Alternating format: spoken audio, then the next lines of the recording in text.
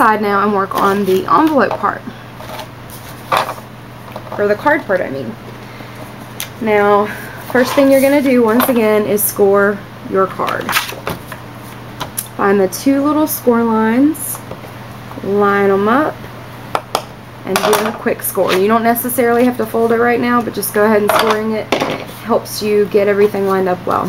Second thing you're going to do is you're going to put the first layer of the Argyle on. You can use whatever adhesive you want. I highly recommend using at least, what I use is a combination of the glue and the tape. I do not recommend using all glue because it ends up kind of causing the edges to curl.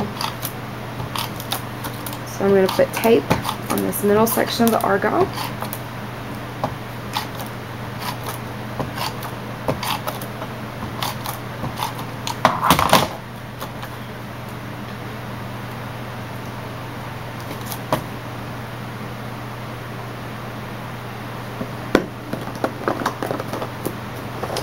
I'm going to come back through with my Zig two-way glue.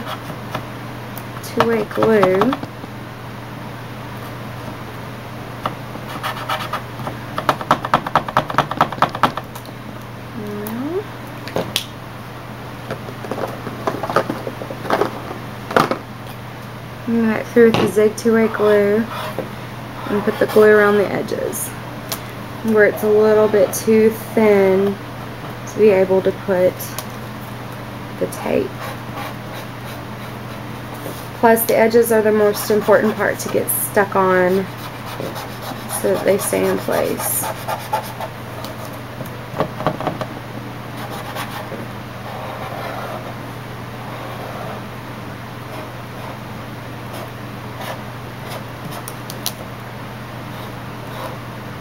And any section of the Argyle diamond pattern that you think needs a little extra help with sticking, don't cake it on, just literally go back and, like you're drawing a really thin line, and just add a little bit of that adhesive just to help out a little. Like I said, you don't want to put it all the way on, the glue all over the thing, because it'll make it curl up a little bit at the edges. So I'm using my score tool to kind of help butt the card up against the edge of it to help make sure that I can get this on really straight. And since I know this piece of Argyle is supposed to just pretty much match up 100% with the card, I can do that, and it works out really well. So as you can see, that, I mean, that made it really easy to put that on there. Come back through with my,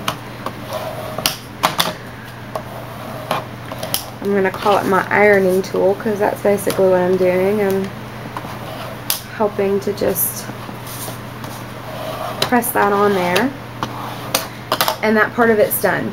The next part of the Argyle is going to be this black piece of Argyle, okay? And I'm going to use glue for it. It's again grabbing my Zig two-way glue.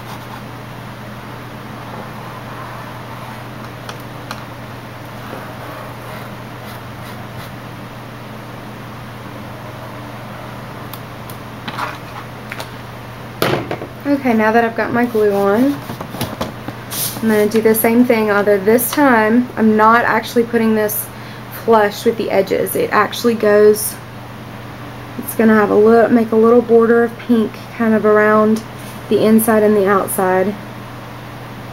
And it can still help to have this scoring tool, but I've got to really focus a little more on just watching it and seeing what it's going to look like. And I think that that looks good. So now I'm going to go through, I'm going to use my little iron pressing tool, whatever you want to call it, my pressing tool. And I'm going to make sure that I get down in all the little grooves here. Since I'm using the glue, I'm going to make sure that it has something to attach to. And the Argyle part is done. So the very last part of this is going to be using the monogram pieces. And if I can find them, there they are. Okay. Try to keep organized, but it doesn't always work. I'm sure that you guys probably know how that feels.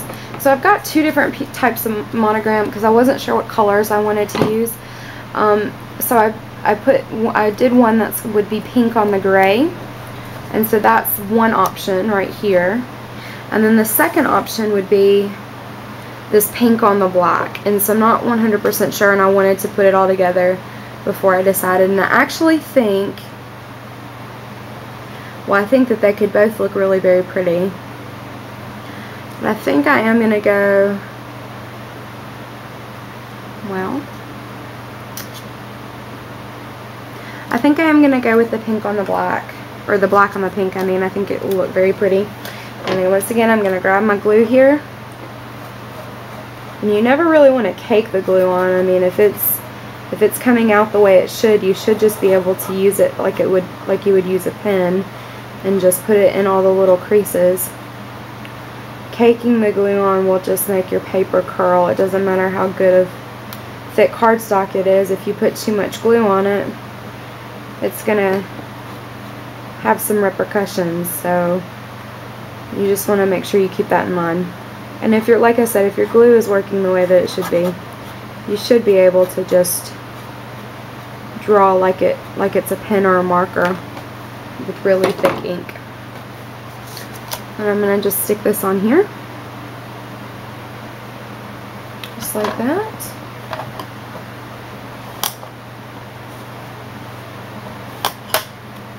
And then the last little bit of this, what I'm going to do is I'm going to use my little pop-up foamies. And I'm going to use 3 for this size because I want to make sure that it pops up well and it stays on there.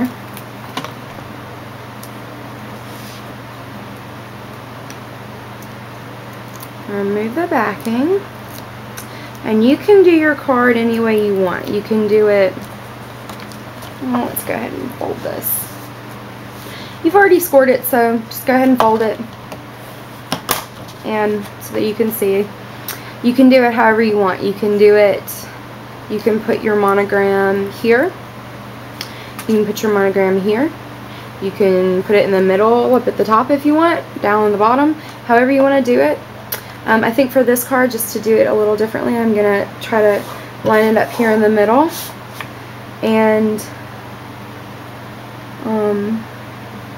put the monogram here, right here in the middle, just to make it, change it up a little from what I'm used to doing.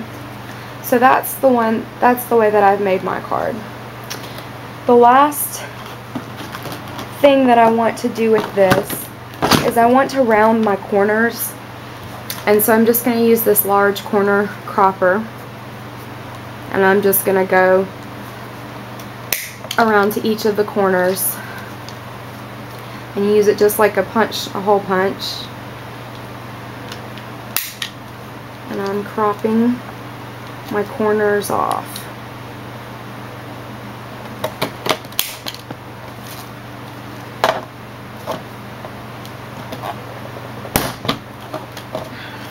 So that it round the corners out. And I think that that's just a nice little touch. So that is the card. And that's all there is to it. You could add a stamp on the inside to make it a little more personal. You could add an extra monogram on the outside of the card. But now you've got a matching card and envelope that you made with the wild card cartridge and the mini monograms cartridge, and you can use whatever colors you want. Just get crazy. You can use a whole bunch of different colors if you don't like the more basic stuff. But anyway, I'm glad that you enjoyed this. If you have any questions about anything that you saw me do or any of the tools that I use, please feel free to email me at grasshopperluck@gmail.com. And if you have any questions or want another tutorial on a different card, feel free to email me or visit my website at grasshopperluck.com. It's grasshopperluck.com, and I will be posting more videos, and there's also stuff for sale on the website. Hope you're having a great day.